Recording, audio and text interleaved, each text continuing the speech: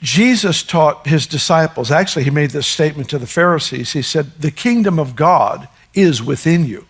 Let me just pause it there for a moment. Notice that he admits that when Jesus said the kingdom of God is within you, he was speaking to the Pharisees. So it's impossible to say that Jesus was telling the Pharisees that the kingdom of God was within them. See, that word translated within can mean among or in your midst. And what Jesus was saying, he was speaking to the Pharisees when they asked him when the kingdom of God was going to be established. And he says that the kingdom of God is already in your midst. Why? Because Jesus, the King of Kings, was present there in their very midst. That's what Jesus was saying. But let's keep watching this false teacher. So we know then the kingdom of God is not material things. Paul said in Romans 14, verse 17, he said, the kingdom of God is not meat or drink. It's righteousness, peace, and joy. The kingdom of God is not in the material realm. It's righteousness, peace, and joy. It's the unseen world that has an effect on the material world. All right.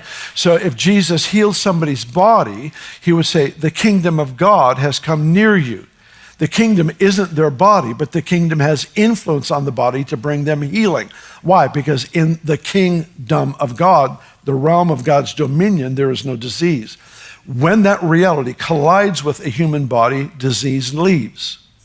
Why? Because in the kingdom of God, the realm of God's dominion, there is no disease. When that reality collides with a human body, disease leaves. Jesus in Matthew 12:28 said, if I cast a demon out of you by the Spirit of God, then the kingdom of God has come upon you. So in the kingdom of God, in the realm of God's absolute dominion, there is no demonic influence whatsoever. So when a person is set free, it's because that world collided with this one and the enemy lost his grip. The point is that all the issues of the kingdom of God is within you. All those issues of the heart, they are issues of lordship.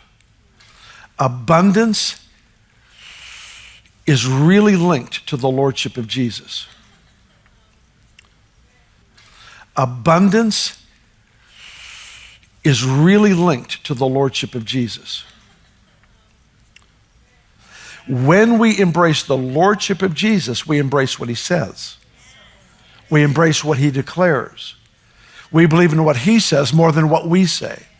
We embrace what he thinks more than what we think.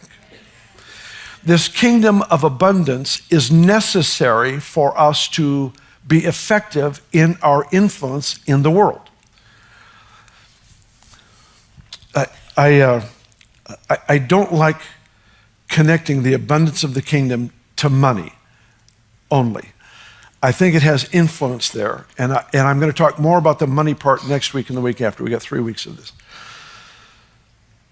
But it's also inescapable. So notice what he's saying there. Bill Johnson is saying that if Christ is truly Lord of your life, if he truly has dominion over your life, if you're truly in the kingdom of God, then you will have no sickness, because sickness and the kingdom of God cannot stay together. The same thing goes for your finances.